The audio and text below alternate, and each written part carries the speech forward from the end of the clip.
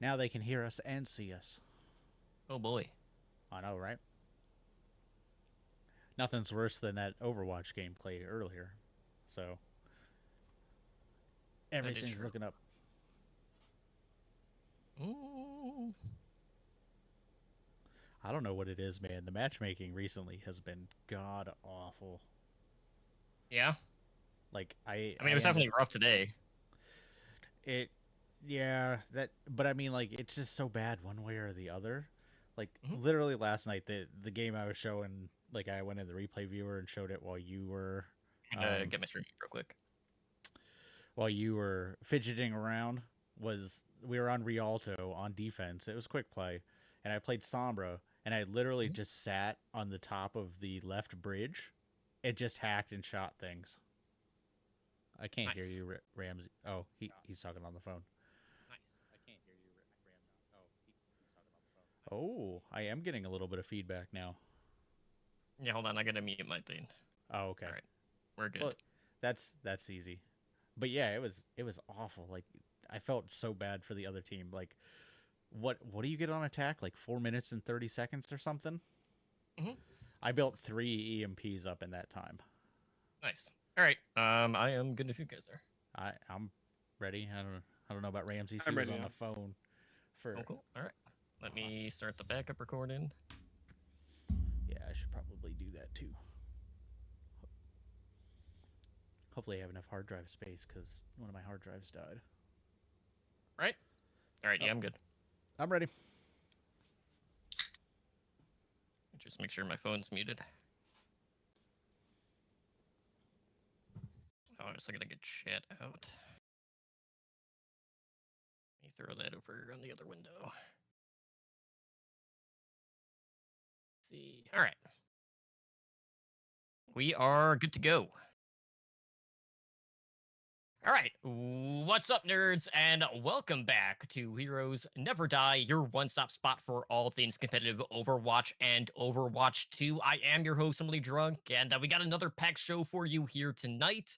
So before we dive right into things, just a few general reminders. If you want to stay connected with us, you can do so via Twitter at HND Overwatch. You can also engage with our community over on our Discord at discord.me/OWLN show. And of course, you can find all of our video content readily available on our YouTube, also at HND Overwatch.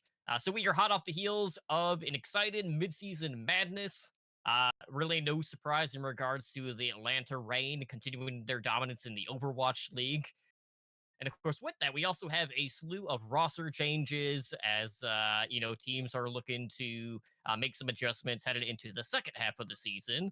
We had the start of the Overwatch World Cup. We had another balance patch hit live servers, so quite a bit to discuss here tonight. And of course, helping me do that are both of my co-hosts. We have both Spyder and Ramses. Ramses, I know we're on a clock essentially, but good to have you here again. Happy to pop in and gripe at least for a little bit. I mean, I'll do more than gripe, but I have. That's the thing with Overwatch. There's never a shortage of things to gripe about ever. Ain't that the truth? How about you guys? How are you doing? I can't complain. Who would listen, right? I'm doing good too. It's been a fun couple of weeks. Like we've had contractors out fixing the house. And work has been absolutely crazy because it's submission time. So it's been a lot going on. Also, there's like a giant fire like to the north of us. So if you go outside, you can't breathe anymore. So, Yeah, that's it's pretty. I mean, it's hitting us too. yeah. I gotta say you're probably closer to it. So it might be pretty bad, like worse there for sure. But like the kids have all this stuff scheduled outside and they can't do any of it. Like they cancel all of it. Like today they Mhm. had something scheduled and they ended up at like an indoor park. So oh well, you know, just stay inside and play Overwatch. I guess that's the going message right now, right? I mean, that's fine with me. But yeah, definitely been pretty smoky out, and it's also been hot as shit out as well. So it's a great Mm-hmm. combination between the two. I'm legit dying in here, but that's besides the point. We're here tonight to talk about all this stuff going on in competitive Overwatch. No shortage of things to talk about. Also, no shortage of controversies, which always seems to rear their ugly head. at least once a season. We had multiple ones this week, though, unfortunately, which you absolutely hate to see. But before we talk about that, we got to talk about all of the roster changes that took effect here within the past week. So quite a bit going on here. We have the Gladiators who have come to terms with the release of Dante, who, as of today, did announce that he has retired from professional Overwatch. He says that he is planning on pursuing streaming as well as collegiate Overwatch. Mhm. So that'll be interesting. But he's looking to play with friends on that level.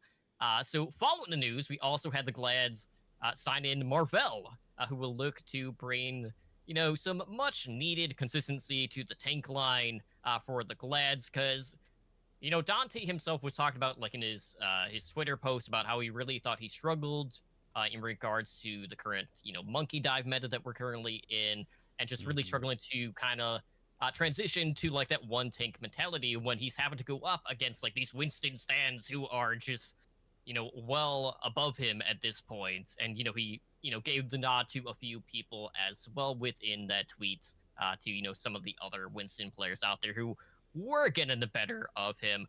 But definitely someone who has been around the league for a long time, and definitely probably wasn't the easiest cut to make, but it did make a lot of sense. And Marvel was really a hot commodity who a lot of teams were looking at getting. And they'd also played an impact on some of the other tank signings that we are going to talk about here in just a little bit. Yeah, I Yeah, think it's. Oh, you go. I was just gonna say. I mean, it feels like this was like Dante's decision. Like as much as the team might have had a hand in it, it feels like Dante was just ready to move on, and nobody wants to struggle that long. So I think the Marvel pickup is good. He's quite versatile. When he was in the league, he was never like the standout tank, but he was decent. So I think he'll do good and he'll fit in, and maybe this will be his time to rise up and make his impact. So I think it's sad to see Dante go. He's the last member of the OG 2018 Shock that was still in the league. So it's sad to see him finally go. But I think the writing was on the wall when he moved to the Gladiators. Like we already knew this was probably going to be his last season, but we'll see.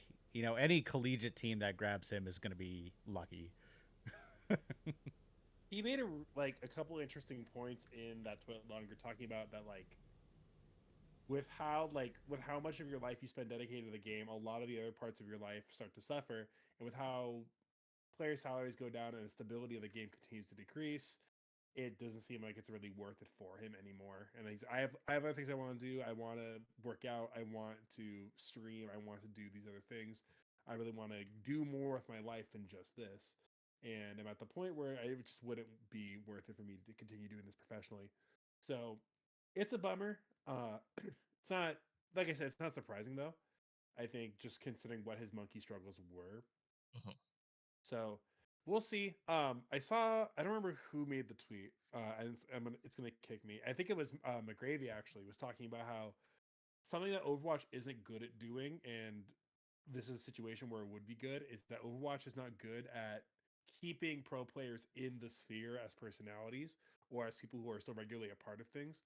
Like, even people who were big, like, we were never going to keep XQC because that guy's making way too much money anyway.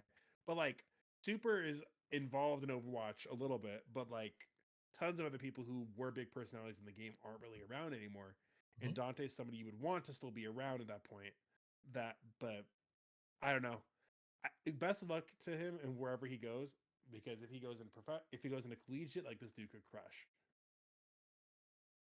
Yeah, absolutely. And he did basically say, like, he felt bad for the team because he felt like he was the one who was really angering them down. And he wasn't used to really being in that sort of position where, he thought like he was just letting everyone around him or just holding the team back. As opposed to, times in the past where it felt like other aspects of, some of the other teams he was on, he was a crucial, like a major role of like making that team better, but everyone else around him wasn't quite up to snuff in that case. So he showed a lot of accountability in regards to just his overall performance in that tweet, which honestly you don't really see a ton in regards to competitive esports. So that was pretty nice to see. But wishing the best with wherever he lands in collegiate, and I'm sure we'll be poking in and seeing how well he's doing on that front, because he should have a pretty substantial impact wherever he does fall in that case. And also on the tank front, that really impacted the Shanghai Dragons maneuvers here. So the Fleta experiment officially is done. So Fleta is transitioning over to an assistant coach role on the team, and the team have brought back a familiar face in Fate. Now, I don't know about you guys, but this is gonna be pretty interesting in the sense that I might be a little bit of tension, like after Moon had dropped him a while ago, and when I know if there's any like ill intent, at least on that front, or if it's just lawn in the past. Um, but I thought it would it's really hard for me to look at this sign in and be like, is this the right choice? Because like I feel like they're just going towards a familiar face as opposed to maybe someone who has shown a bit more prominence, at least in regards to contenders play recently, like a Dreamer or a Muse. I mean, Fate looked decent when he was playing on Panthera, but it just looked like he had fallen off a bit compared to his counterparts. So I'm kind of conflicted with this particular re-signing. Mm-hmm. Yeah, see, to me, it's just a case of they had a new tank and they struggled, so now they're going to go to a seasoned tank that has played in the league, and they're just looking for some stability. So regardless of what is going on behind the scenes, I think Fate probably is a good choice for them just to start some stability. Is he the most like mechanically gifted choice that there is out there? No, like the new breed of tanks are insane, especially the ones that have been grinding, like you said, like Dreamer and stuff like that. He's just not the same Fate that we saw 2 or 3 years ago, but he is stable. He has played in the league for a long time. He has that experience under his belt. So I think that's what they went for. They struggled with Fleta, and obviously we don't know comms. We don't know what was going on behind the scenes. So they're looking for somebody to just level them out a bit. And I think Fate, as long as ego doesn't get in the way, could be that player. I think as well that somebody made the point that they didn't necessarily have the budget to hire him earlier, and that conveniently, if you have somebody on the coaching budget is not the same as the player budget. Mm-hmm. Now, granted, I don't think the team wants to spend that much money anyway, but it might free up more money in the quote unquote budget to move Fleta to an AC role and then bring Fate on to play for another smaller salary. I don't know how much this necessarily changes things as far as their placements, because even the last go around or two, Fate looked good, but not like world beater as he's been before. I think right. So we're not really expecting too much movement. I think it brings the bottom up of APAC though, because the Dragons were clearly like dead last in APAC, whereas this will, at least I would possibly put them out of Eternal tier. Like they're not Vegas Eternal bad anymore, whereas I feel like now they have a team that can play competent pro level Overwatch, whereas like when Fleta was tanked, they were just making like basic mistakes of not capitalizing on kills, not pushing when they should, not falling back when they should. Like the whole rhythm of their game was disrupted because Fleta just didn't know how to do that. And I think at this point we can safely say, outside of a very few select players, DPS just doesn't work that well on tank. You've got to be, maybe Mirror and Dante are about it. And if you look at both of those players played flex support or flex DPS, and they played like typical off meta heroes. So they were used to figuring out the flow of game to get the most of those heroes. So I don't know, like, it's sad to see Fleta go, because that's the other side of this conversation, is now we no longer have Fleta in the league. So that alone is sad for the Dragons. Like I I don't know what's going on there, but the fact that he didn't want to move back to DPS, like I think Ramses is a lot more right than a lot of people are, you know, talking about. Like I haven't seen anybody talk about the budget aspect of it. Like it feels like they moved him to coach because he is boomed and he just does not want to play, but they still want to try to keep him around because ideally you would have signed Fate and Flutta, and then you would, you know, I think those two together could have, you know, we would have had a very different conversation of how far up pushing them in the power rankings they would go. But you know, we'll see. I think at, like I said, at very least it pushes up the bottom, so it lowers the gap between the top and bottom in APAC. But we also don't know what the meta is going to be at that point. So, I mean, right now we're seeing a lot of monkey and stuff in the World Cup, but you know we've still got like what 3 more weeks until Overwatch League hits first season. It's I think it's 2 because I'm pretty sure like the next week that they play is the same week that we record. So we might get a mid-season balance patch before then.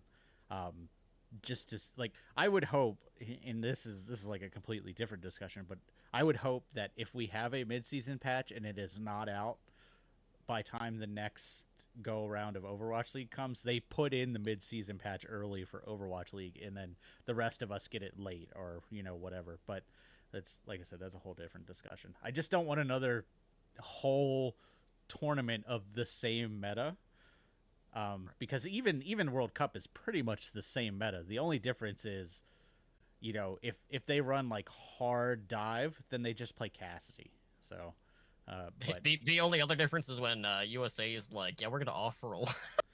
that's different.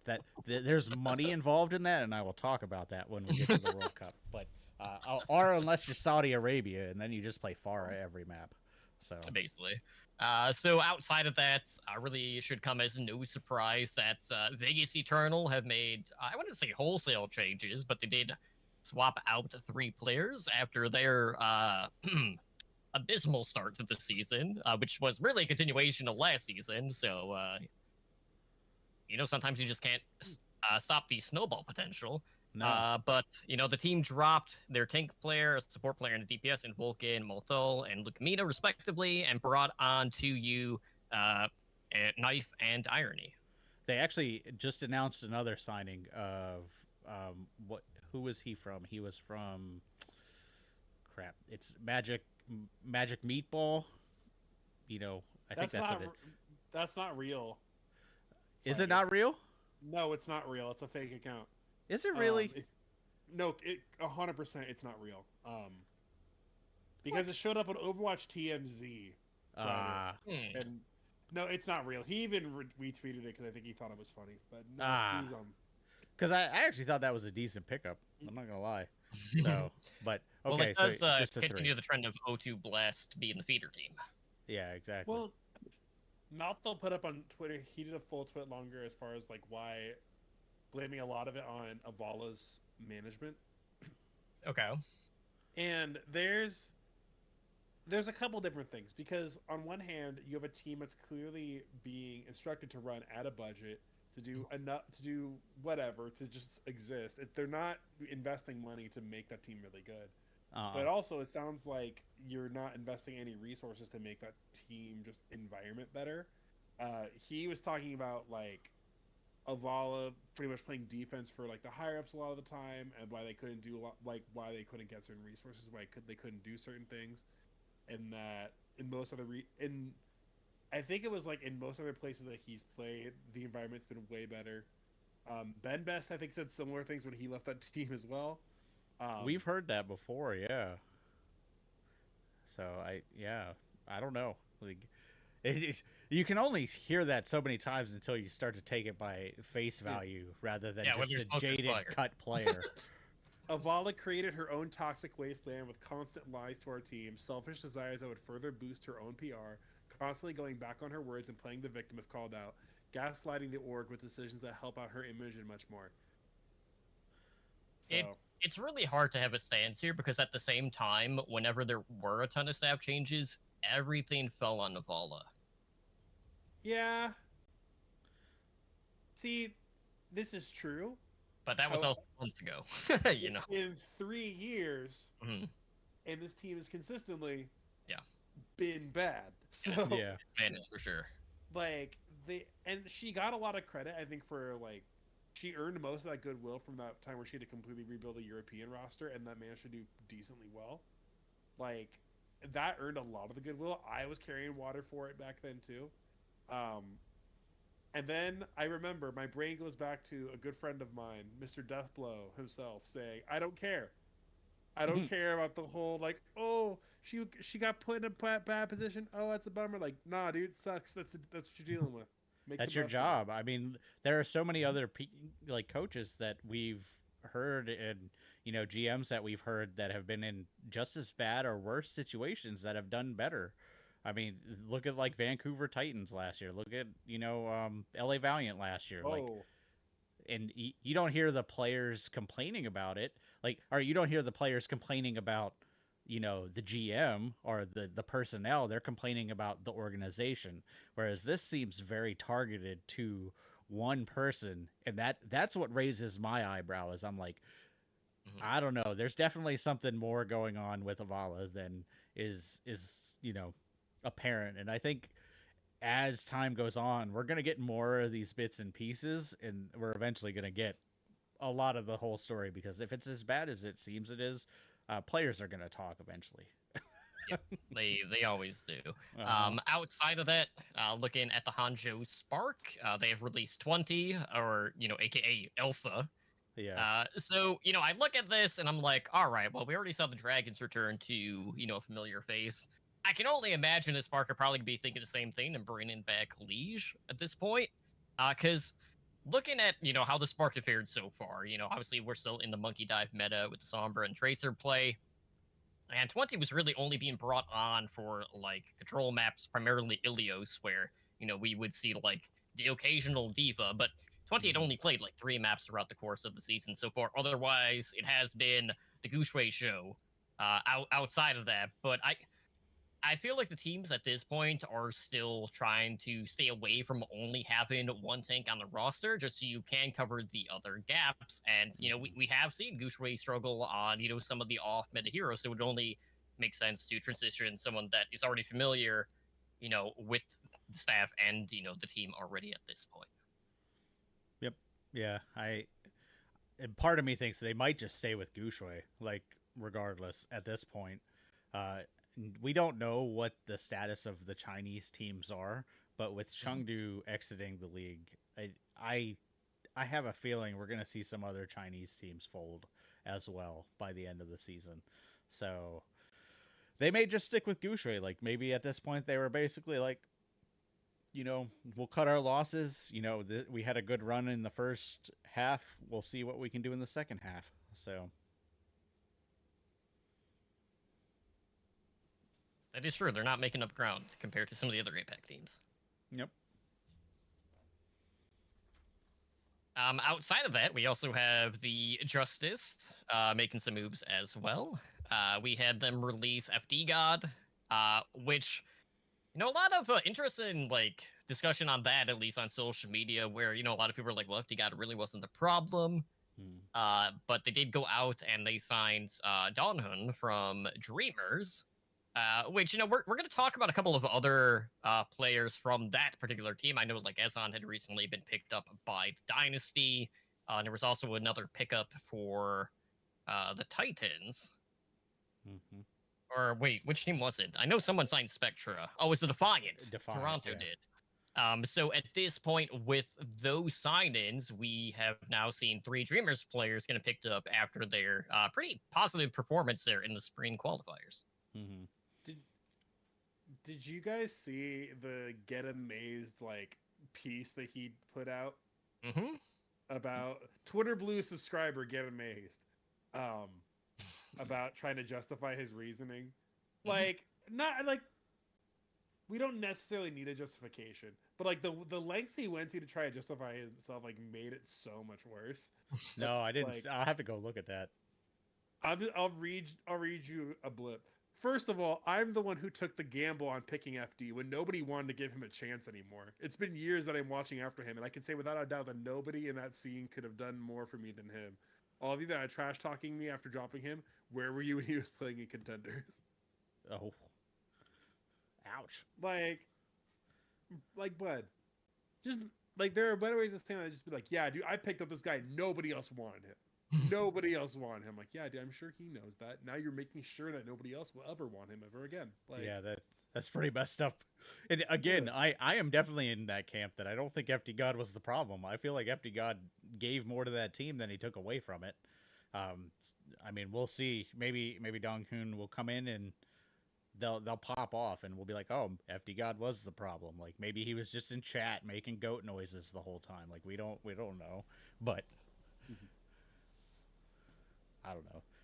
Justice to me will always be, and I can't believe people were already forgetting this. It seems like every year people forget. They're like, oh, the Justice they're looking so good.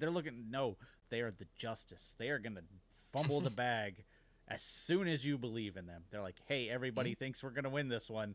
All right, we're gonna completely forget how to play the game now. So I don't know. I wish the Justice could be consistent because then they're like Boston to me at this point. Like I just don't know what to do with them. Like as soon as I say they're good, they come out and look like the worst team in the league. And as soon as I'm like, oh, they look like the worst team in the league, they come out and beat like an undefeated team like Atlanta Reign or something. So we'll see. I think it's a good pickup, and I think the Defiant pickups of Opener and Spectra are good as well. I just don't know. Hey, here's my question with all of these pickups, right? All of these players are going to be playing on ping, right? Because there's no way they all have visas ready to go that fast. So Yeah, how are you going to integrate, like, are they basically just going to be like, all right, everybody's playing on 160 ping now? Yeah, and it's weird too, like with the Defiant, because while the sign-ins might be better in the long run compared to some of the players we have had in the past, they still really don't have a main tank in the meta that is being dominated by Winston. So Nope. we're also in a position with the Defiant where their strength of schedule is getting a lot harder in this half of the season on top of that. So it's not going to get any easier on them either. So this is really going to be more of a trial by fire in this case for, Spectra and Opener. Mm-hmm. I mean, again, the only way they got to go is up. I feel like unless they get worse than the Eternal, they're only going to get better. So we'll see how that goes for them. But I think they're good pickups. Like I don't have anything against it. I'm just curious how the ping is going to affect all these different teams. Like Gladiators, like Marvel, does he still have a visa? Like, can he get to the Gladiators in time? Like, we'll see, because you playing with Dante on tank, I feel like has to be a better option than somebody playing on 170 to 240 ping, like whatever they normalize it at. So we'll see. Yep, and we also have the Titans, who had released Spyder, and this is where one of our controversial topics come into play. I'm going to talk about both of them back to back, just because I don't want to keep them separate because they're both really shitty situations. But the Titans released Spyder following grooming allegations that were made against him. He was also suspended from the United States Overwatch World Cup team after he was promoted from one of the reserve spots on the team earlier, not that long ago. So the team has not addressed claims from Aspen, who, if you're an Overwatch fan, you're probably familiar with, because she is one of the bigger content creators out there, and also been a very big component in regards to female players within, the tier 2 scene. But basically, Aspen had said, this has been going on for 6+ months, and the team's management knew about it, and they haven't done anything until now. So here's the thing with this. It's just if you're in a position and this shit is happening and your team knows about it, it's well, why wasn't something done a lot sooner than it already was? And that's really the shittiest thing. And we've talked time and time again about staff, players being mismanaged and shit like this. And it's the fact that the United States World Cup team immediately took action, it was the same day or the day after. Mm-hmm. And then it was days after that, then we finally heard something from the Titans. There should not have been like A delay. a gap between the two, let alone have it been going on for this long without like any sort of investigation taking place about this either, which really sucks. And it seems like every year, man, it's like we are going through the same paces where we're having to talk about topics like this. Because outside of this, we also had a lot of controversy in regards to the World Cup, which there were a lot of like derogatory comments being made and transphobic comments being made about some of the casters. So we had a couple of pro teams, or at least for like the contenders level, getting banned from all future Overwatch events after some of these comments were made, and it's just like, like it really pains me that it's just time and time again. It feels like we take a step forward and then we take 2 steps back at this point, and for them to just happen back to back, it's just an even bigger blow for like the Overwatch community as a whole. I know you got to leave soon, Ramsey, so you want to jump in on these real quick? Right now, it's part of it that was different was like, Overwatch League is back on Twitch. Not Overwatch League, sorry. World Cup is back on Twitch. There's all this viewership growth. This is great. And it's I saw responses from people I follow of like the chat even being incredibly toxic with like transphobia and other stuff as well. And it's just so on the World Cup stuff, there was 2 different things. So there's individual teams who said things, and then there was somebody who was co-streaming it. Like an approved co-streamer who also like said some horrible stuff in there too. On one hand, it's good to see Blizzard take like hard, immediate stances on these things. But still the fact that they're being permitted to like germinate at all, like because they're talking about like, again, this goes into issues of like, why is, at least for the teams, why is this stuff even allowed in your Twitch chat? Why is this stuff even like allowed to be put in there? I would hope that they'd take a harder stance on who they actually do co-streams with. Now they've had somebody burn it immediately. As far as the Aspire stuff, sometimes you forget that this is a thing that is unfortunately decently common with Overwatch League. Yeah, I definitely called that out in chat.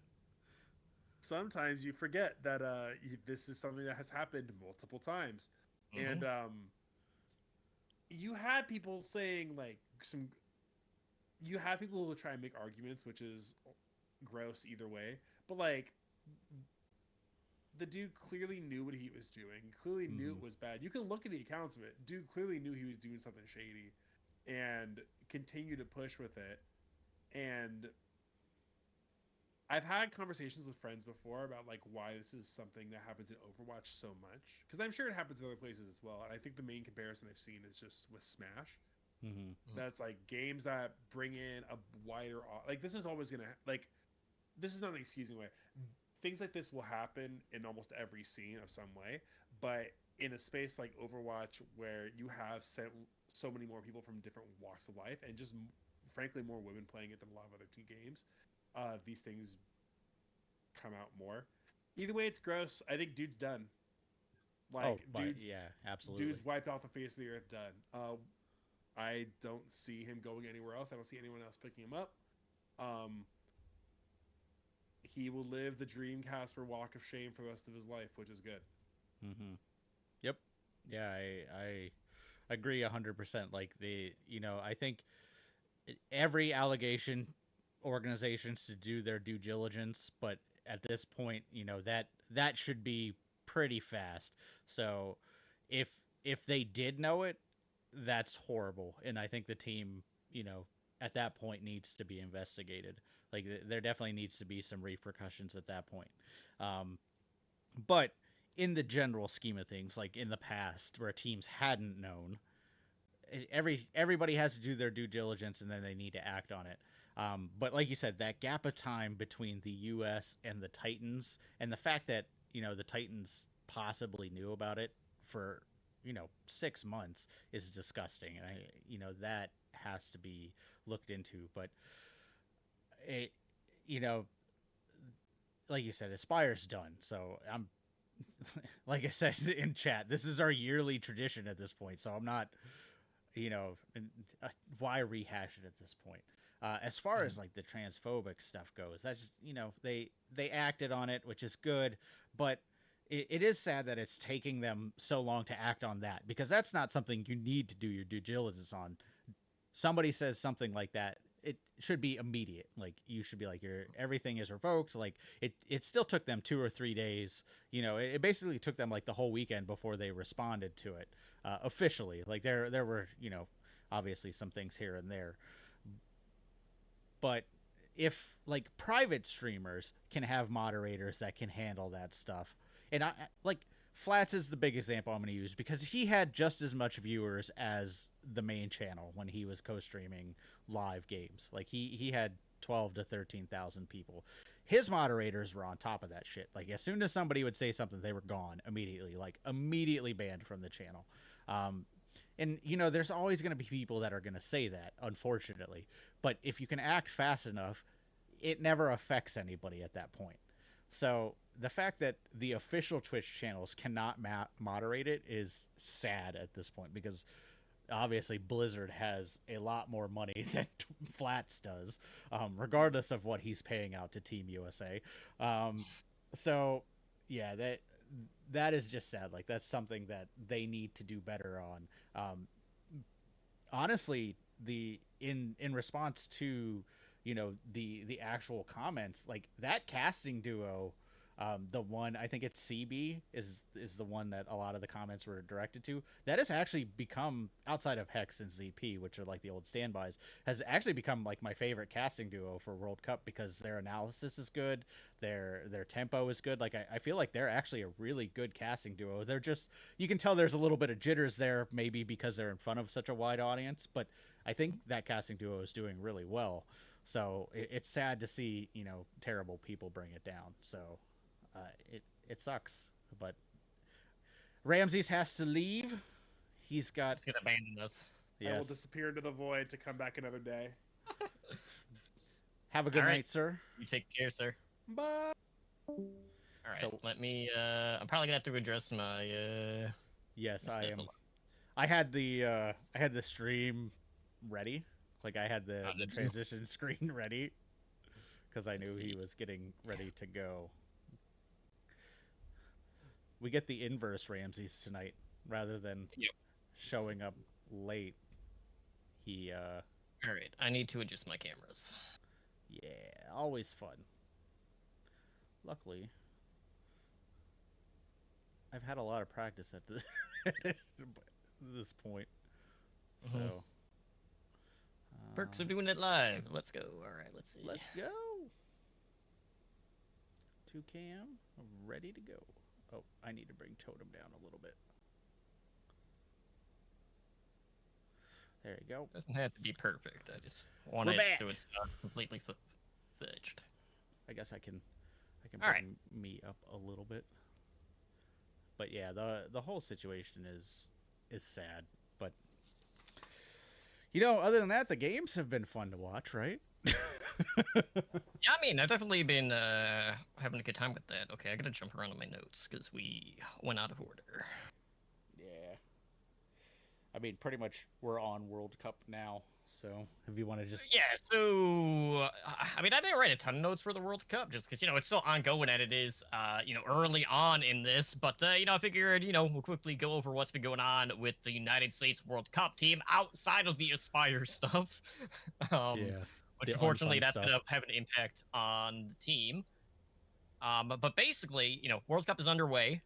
And after 1 week of play, we have the United States sitting atop Group A. They are 3-0 right now. They've only dropped one map so far, and of course that came when the team was off rolling. When we had Super coming in to play Genji, Hydron was also playing Monkey during this match, and was rough. I want to say, was it Numbani that?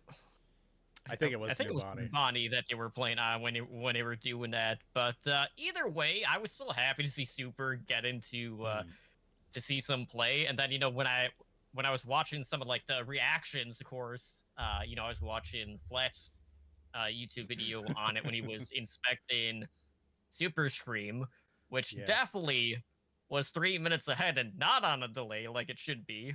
You know, Right. whether that was an accident or not, besides the point. But Yeah, yeah, we'll see. I know you were going to talk a little bit about that moment, but like, go figure.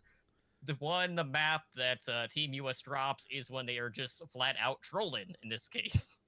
Pretty much, yeah. So, yeah, Hydron's Winston needs some work. Now he did say, because they did interview him. I think it was Flats and Among afterwards, and this will lead into their next game.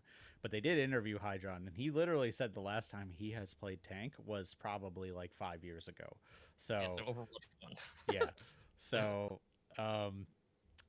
it needed some work, but Flats put up the deal to Hydron that he would give him 50 gifted subs if he got to play Reinhardt, and he ran it by Albert, and Albert approved it, and that led us into their next match with Puerto Rico.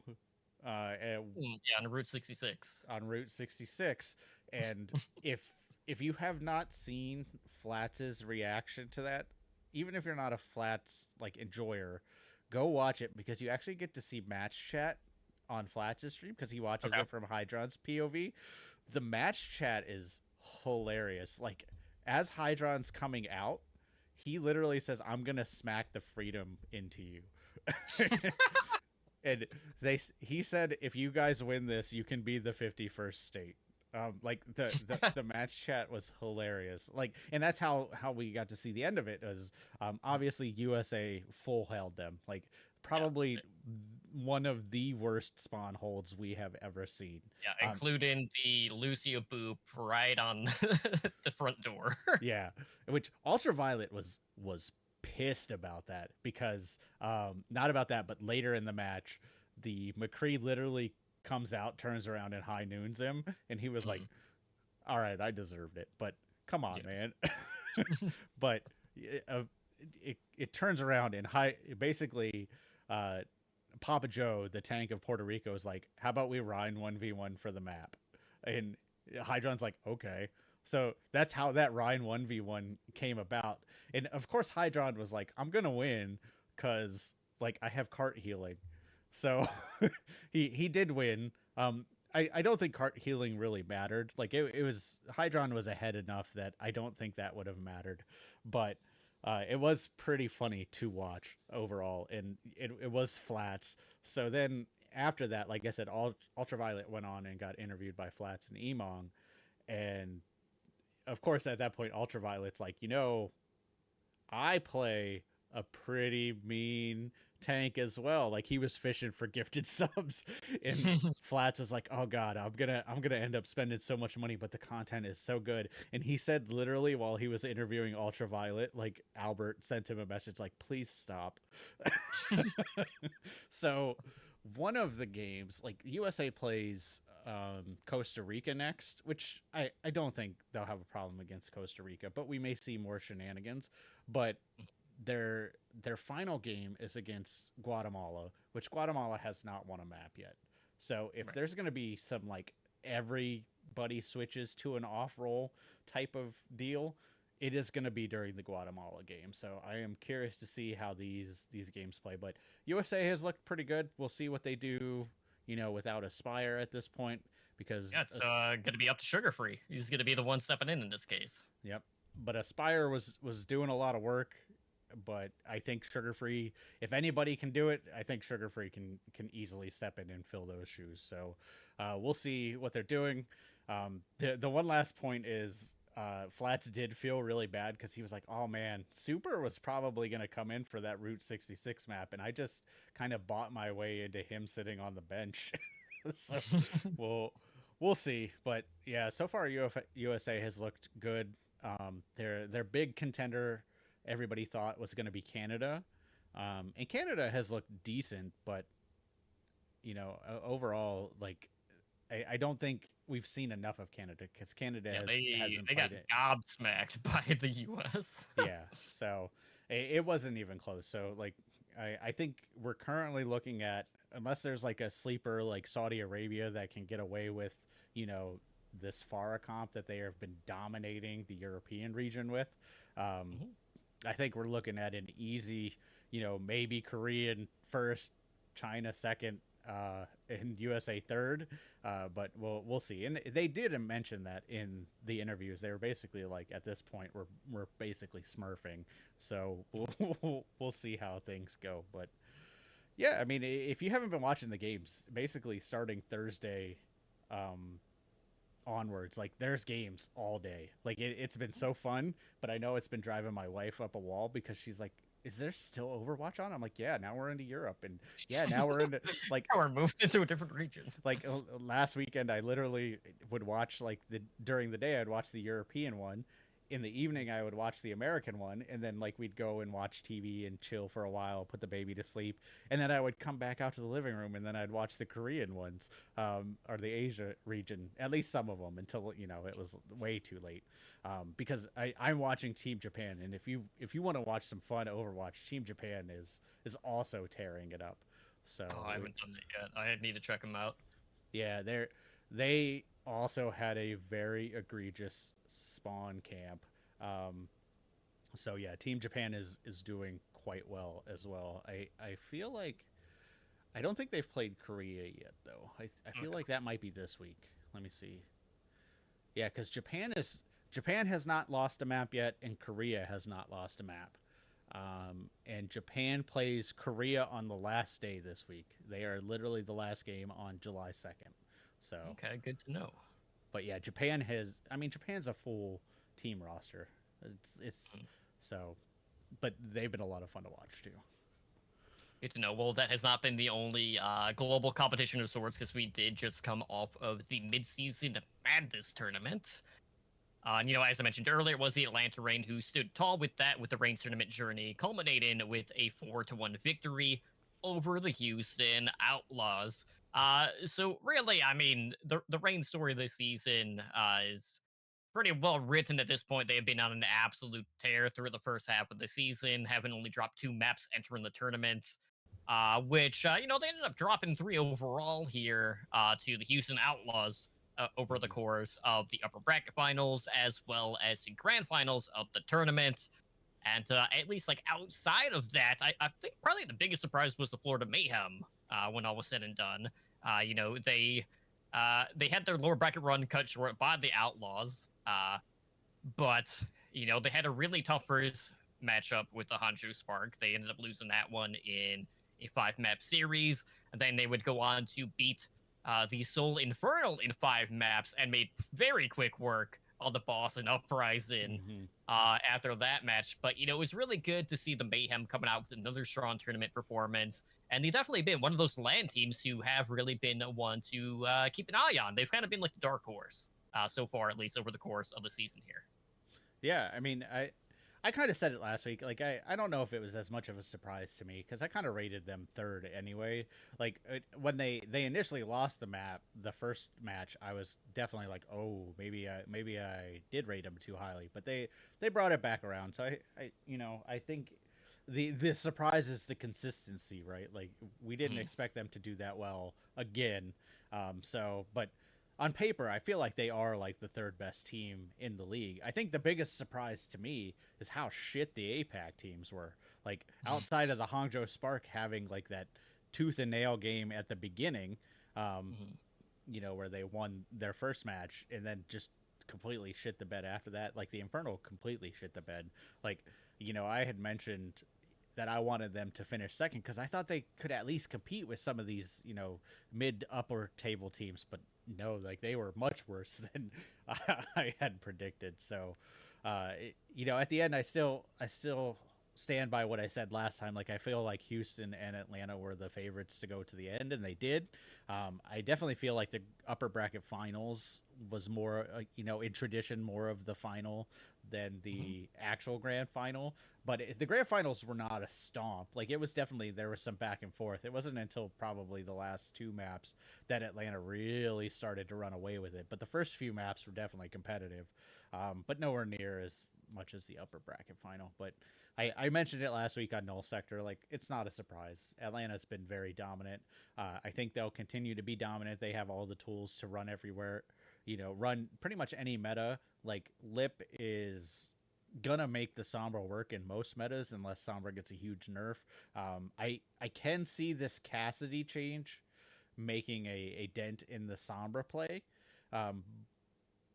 but Lip will find something that works. Like, they clearly have the tools to do that, so I am not worried about it, or whatever meta we go into. So switching gears and looking at the state of the game right now, we did get an update from Team 4 in regards to the average competitive rank. We really haven't had an update on this since really Overwatch 1. Because like the last time we had an update, they were basically saying, like gold was where the bulk of the players were falling, primarily between gold and platinum. But how are things changing when it comes to the move to 5v5 in Overwatch 2? And also, the rank changes in regards to, removal seasonal decay, kind of like how it's placed, and you would also have like different like divisional tiers within the ranks as well. So Team 4 released like the PC player base stats on this, and while we don't have like exact percentiles, we kind of have an idea of where the pieces fall in this case. And I can't say I'm too surprised by this, but the average rank for the PC player base is somewhere around the upper gold rank, probably between gold 2 or gold 3. So when we're looking at the distribution, I'll go in order here. It went from gold being highest, second being plat, followed by silver, diamond, bronze, master, and of course GM, which is always going to be the case because it is, the top 500 at that point in time. But, I would be really curious to see like a breakdown based on role here. I want to have a better understanding of how tank players have adjusted. Yeah. In the grand scheme of things, because that was really like the biggest change that we have seen with Overwatch 2. Yeah, I feel like if they could give us a role breakdown, that would be great, because I feel like you said, I think tank will be the biggest adjustment, but I also feel like supports have had a hard time over the course. Just I don't think so much now because there's been so much power creep in support, but I feel like initially supports were having problems learning Overwatch 2 just because of the dueling aspect at that point. You had to you had to fight for yourself a little more. So unless you instant lock Moira, and then it was business as usual. But yeah, I mean, this pretty much matches what we had last time. They did say there were some increases like in GM and Masters. Like, there definitely has been some rank inflation, but overall fairly similar to what we had before. It definitely counteracts the previous reports where a lot of people are bronze now. So I guess people have gotten better at this point, or maybe that wasn't as accurate as we thought it was. But it's cool that they're doing this. Like, this is the kind of stuff that they should be doing. They should be like, all right, here's our current rank distribution. Like, here's our thought processes into stuff. Like, we want to fix this. We don't think this is right. That kind of stuff is exactly what we want to see. So more of this, Blizzard. Outside of that, we also had a new patch being deployed to retail servers here on Wednesday of this week, bringing a couple of balance updates as well as a couple of bug fixes. So first off, I will say, like, on the bug front, we did get the return of Piriso and Antarctic Peninsula, as they were, taken out due to some performance bugs, which had them temporarily removed. So they're back in the map pool. But we also have some changes to Cassidy, May, as well as Lifeweaver. So with Cassidy, the magnetic grenade saw a couple of changes. It had its seeking radius lowered from 1.5 meters to 1.3 meters, as well as the homing duration being lowered from 1 to 0.75 seconds. So, you were talking a little bit about this potentially impacting like the Sombra play that we have been seeing. What are your thoughts on this change, Spyder? I don't think it's enough. Like, we saw it tonight. Like, if you watch the pre-stream, there was literally a point where I threw it at a tracer and it like chased her around a car. So, I've been pretty vocal. I don't like this ability. Like, I would rather have the homing missile back because I feel like that's just better to play against. Like, I don't know how they made an ability worse than flashbang, but they did because like, let me tell you, as somebody who's been in tank jail a lot, I love playing Junker Queen. Nothing is more frustrating on Junker Queen than to go for your ultimate and then just have a Cassidy from across the map just chuck that little thing at you and boom, your ultimate is gone. Because apparently Junker Queen's ultimate counts as a movement ability and you're immediately hindered. So it just stops it dead in its tracks. And there are other things too that are equally as stupid. I feel like this ability, they need to just go back to the drawing board and get rid of it. Like, I feel like this is Moira's, necrotic orb or whatever the hell that was during the beta test where they tried that for one patch and they were like, nah, this doesn't work. Like, I feel like this is the same thing. Like, they need to get rid of this. This is terrible. As far as the Mei changes go, I still don't like them, but I don't think they're as game altering as the Cassidy change. Like, it's still frustrating to play against. But it did give her a little bit more of her utility back. Like, she definitely is more of a counter to like Ball and Lucio and Genji. Like, she definitely like this. I think they can tune it a little bit more. And I think she'd be in a good spot because at this point, Mei works well as a frontliner, but she can also start to peel for your backline. Like, she definitely can play more of that off-tank role versus some of the other 250 HP heroes like Reaper and stuff like that. So I think this is okay. I think, Mei is trending in the right direction. Like, I had some very callous thoughts about it initially, but it's grown on me over time. I still think they need to dial it back a little bit more. Like, they in this one they moved more damage and lowered the slow. I feel like they could do that a little bit more, and I think that would be like a good middle ground. So we'll see. But the Cassidy change is stupid, and the Life Weaver change doesn't matter. Life Weaver, I think I forget who I was listening to, but I feel like Life Weaver could do like 300 heals per second and it wouldn't matter because he's just so bad. Like, I can tell you, I've been playing Tracer this week, and anybody who knows me, I have like negative hours in Tracer. Like, all my hours from Tracer come from mystery heroes. I am not good at Tracer. I just have never learned her. So I've been trying to learn Tracer because I'm like, all right, I got this stupid mythic skin. I'm gonna use it a little bit. So I've been playing Tracer. Let me tell you, Lifeweaver is like the best thing as a Tracer player because he is the only thing I can reliably one clip. Almost every time, as long as he's not, pedaling out of fucking Narnia. So this change to Lifeweaver doesn't matter. Like, Lifeweaver as a whole, I feel like just they need to go back to the drawing board with him. Like, they need to relook at him. Like, if they want a utility support, they need to figure out something like Lucio, like something like a niche. Like, right now he doesn't do anything well, and the utility just doesn't matter. Like, it's not like Ana where there's a valuable utility in him. And the projectile change is good. Like, I definitely noticed now, like, specifically when I was playing Tracer, if a Lifeweaver turned and shot at me, I had to be a little more like aware of it, but it still wasn't threatening. So I don't know. Like, it's sad because I actually think he is a cool hero, but it's just it ain't it, Chief. This ain't it.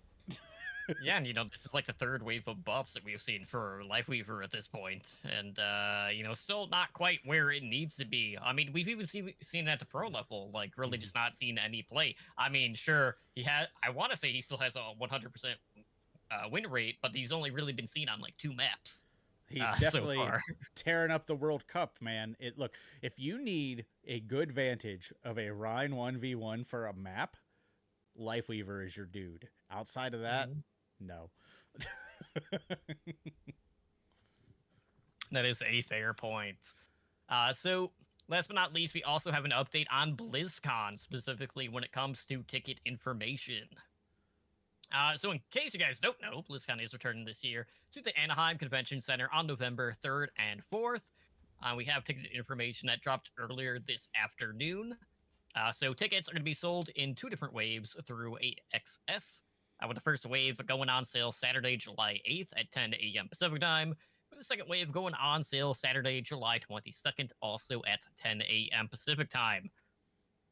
So, what are we getting here? A couple of changes to this. For one, you can only buy 2 tickets per transaction, which I'm both happy about and also not happy about because, like, as someone who typically tries to buy BlizzCon tickets, there's only been like 1 or 2 years that I've actually been able to purchase my own ticket. I've always had to rely on the help of my West Coast friends because of, ping difference on that front when it comes to getting in the queue. So when I see this, I'm just like, oh man, like I'm really worried I won't be able to buy tickets. But at the same time, and we'll get into this, I'm also not like really thrilled. Like I don't really need the ticket based off Yeah. of some of the other changes here. So what we know is BlizzCon in its entirety is going to be live streamed for free. Mm-hmm. We will still have the virtual ticket as an optional purchase for like the in-game goodies and things like that. But they didn't really announce any details on that front. We don't know what the cost is, when those are going on sale, or anything like that. But there are 2 different ticket tiers available. You have general admission, which is $299, which, if I'm not mistaken, 2019 was $220. That basically includes access to all the halls. You get early access to the BlizzCon store, the in-game goodies. You also get a BlizzCon backpack, and then you get the Portal Ooh. Pass for $800, which is early convention entry on Friday and Saturday for the lounge area. Also, separate lines for security and registration. There's also the Portal Pass lounge, which is kind of like the private viewing area. That also has like special concessions, gameplay experiences, concierge support, different meet and greets, and a couple of other things. But, there's no like dinner that they would normally have as like one of the ticket options or anything like that. But yeah, looking at the price points, I'm like, oh, I can't say I'm really surprised on that front. It's interesting to me though, because like when you're reading like the whole post, they basically said outright, like, this is going to be more of an experimental year for BlizzCon. They're really trying to make things a bit more tailor suited for like the different game universes, which might be interesting. So like it's going to be more akin to probably like what we saw when they were doing like the Dark Moon Fair at BlizzCon, which was pretty cool. So that's like the one thing that I'm curious about, seeing like, okay, well, are they going to have like specific halls dedicated to game universes across all the Blizzard titles? Time will tell, but the price point, I'm just like 300. I'm not really jumping up and down about that. And I had said this initially, like, this is going to be a very different BlizzCon. This is going to be a very much smaller BlizzCon, and it is. Like, if you look at it, they straight up say that all panels are going to be held in one place. Yes. So there are no more like, do I want to go to the World of Warcraft panel or do I want to go to the Overwatch panel? Do stuff like that. Like it is a very toned down BlizzCon. So and this is, they call it the BlizzCon Arena, which I assume is just going to be like the big main hall. And then they have the actual like other arena where they're going to hold World Cup, because I can't see them holding World Cup and the panels in the same spot, because if they do that, which is possible, like I'm not saying it's impossible, but it is absolutely possible that this is all just one arena, because they don't specifically say where they're holding the World Cup. They do say all panels will be in the BlizzCon arena. So I assume they're going to separate them, but if they hold them all in the same place, there is going to be such like a lack of content, like, because panels made up the content. Like, I'm curious to see what they're going to do outside of that. Like, you mentioned that they are going to have these halls that could possibly be tailored per game and stuff like that.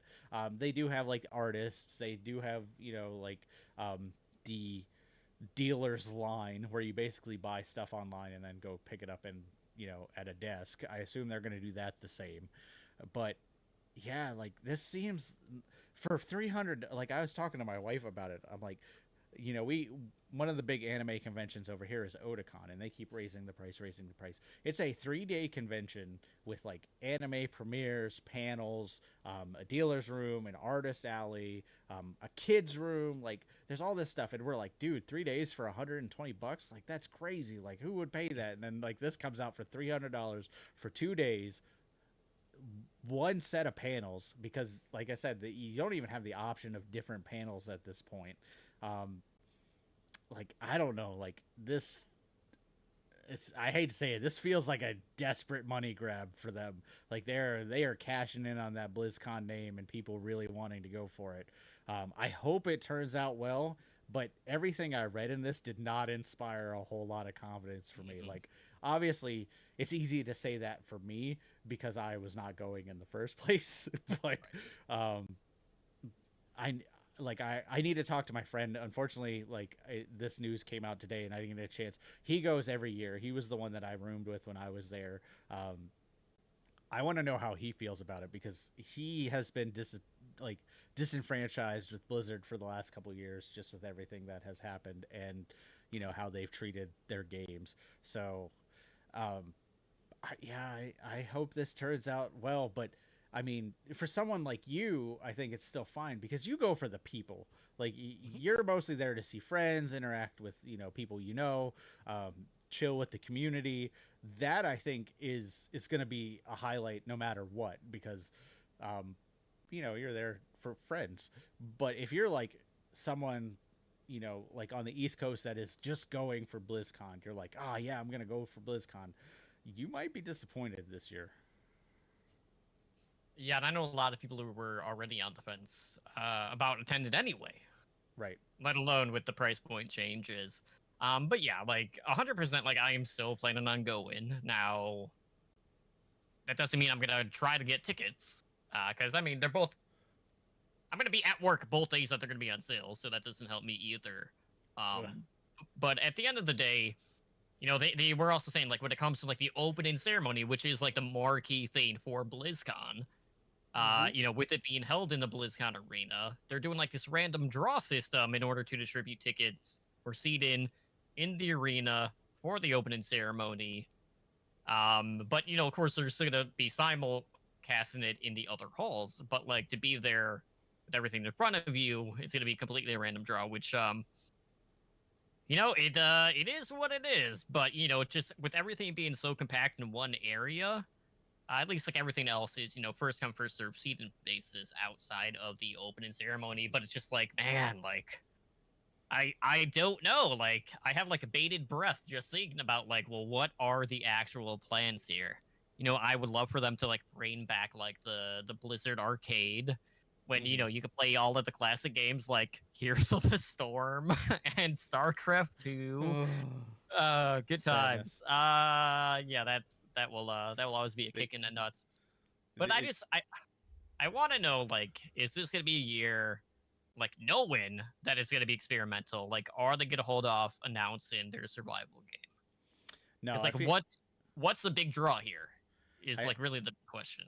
I look, if I had to go out on a whim, I feel like we're gonna get. Realistically, we're gonna get a new World of Warcraft expansion announcement. Like that's almost a given. We will probably get a new hero for Overwatch. We will probably get new PvE stuff for new campaign stuff for Overwatch, and then we will probably get a new class for Diablo 4, because they have already dropped so many hints about that.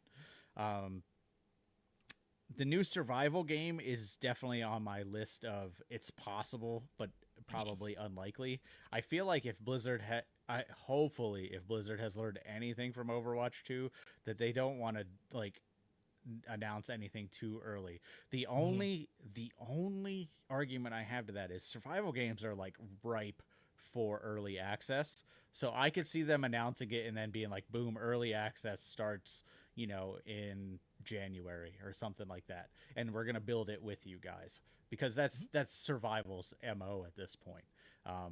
So that's like my possibility. Beyond that, those are my big things.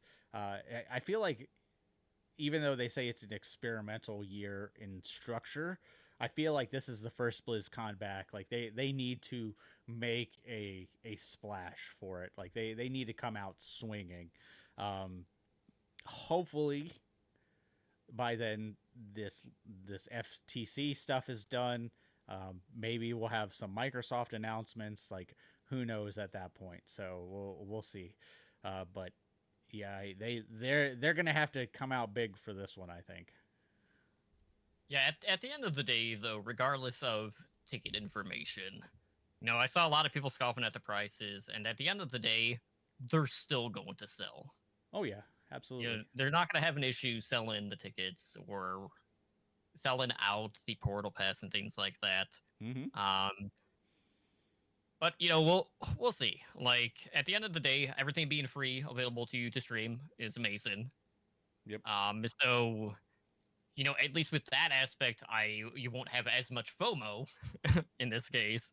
But yeah, at the end of the day, I'm still gonna be in Anaheim for the people. I really only went to BlizzCon specifically for the convention, like the first couple of years, and then outside of that, it all became about the community, going to the different community held events, whether it was a CTR party or Con Before the Storm or Wowhead or whatever different iterations we have seen.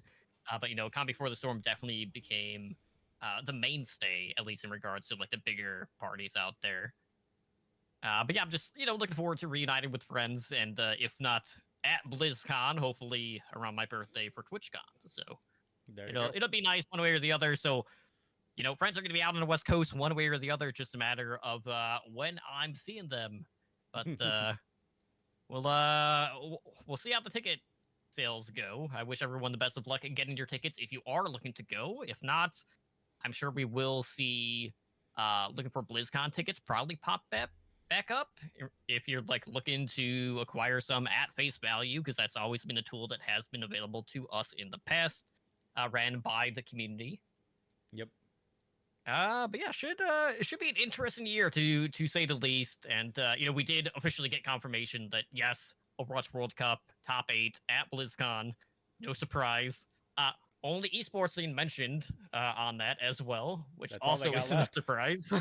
Yeah, that was that was my main point back when we talked about BlizzCon initially coming back, is they don't have a whole lot of games going on right now. They got World of Warcraft, Diablo, and Overwatch 2. Hearthstone has been struggling. Like they're still pumping out expansions, but its engagement is nowhere near what it used to be. The esports scene is basically gone. Heroes of the Storm esports scene is gone. That's still bitter pill to swallow. StarCraft 2, rest in peace. That one actually went out, on its own pretty much, and then Blizzard, kind of ran it into the ground at that point too. But like all their I got a survey today, and I'm not supposed to talk about this because the first thing they say is you're not supposed to talk about this survey, but everybody gets these surveys. I got a survey from Blizzard today about ArcLight Rumble. I've been playing. I had been playing it. I uninstalled it. I basically got tired of it. And they were basically like, which of these Blizzard games do you play or no? And I one of the options was I used to play, and I literally checked that for like all the Blizzard games except for Overwatch and Diablo 4. Like that was it. And I'm like looking at this list, and I'm like, dude, you guys have so many good games just sitting here that you just killed off. So they don't have a whole lot left to show, like I said. So we'll get World of Warcraft, we'll get Diablo, and we'll get Overwatch, and that's it. Like they, it's gonna feel a lot like BlizzCon was pre-Overwatch at that point, where they had like one or two big games, and then they were basically like, oh, by the way, a team of 7 developers on the side developed this card game called Hearthstone. Like one of those announcements. Like that's it. My only fear is they're gonna double down on this mobile stuff, and like I said, I'm not supposed to talk about the survey, but I was not kind to ArcLight Rumble. It has some good ideas, but it is hot mobile garbage. And that's exactly what it needs to be. Yep. That's what's profitable. Oh yeah, I forgot about their other mobile moneymaker, Diablo Immortal, which I'm sure has to have like taken huge hits now that Diablo 4 is out. I can only imagine. yeah. So, oh well, we'll see. For now, World Cup would be like the thing I'm gonna focus on. Like I can tell you, if I was going, I'd probably do the same thing I did when I went with you, is just hang Mhm. out in the World Cup area and just watch I that. like how you mentioned World Cup and then I get a Twitch notification Yeah, World Cup. from Play Overwatch. Hey, rally for your team and watch the Overwatch World Cup. We online. gotta wrap things up because World Cup. I think some more games are starting soon. So Yeah, absolutely. So yeah, we'll be back in 2 weeks' time when we'll also have Overwatch League back. But in the meantime, guys, thank you so much for tuning in tonight for episode 259 of Heroes Never Die. If you guys are looking to keep in contact with us, be sure to follow the podcast at H&D Overwatch. You can find Ramses at Ramses_GG. You can find myself at Tumbly Drunk. And Spyder, where can our listeners reach you? you can find me at _Spyder Gaming on Twitter, or you can message me on Discord. Like I say, that's honestly the best place to do it because I actively check that unless I'm trolling somebody on Twitter, and then I'll check them. But beyond that, no. All right. So with that being said, guys, you enjoy your weeks, and we'll see you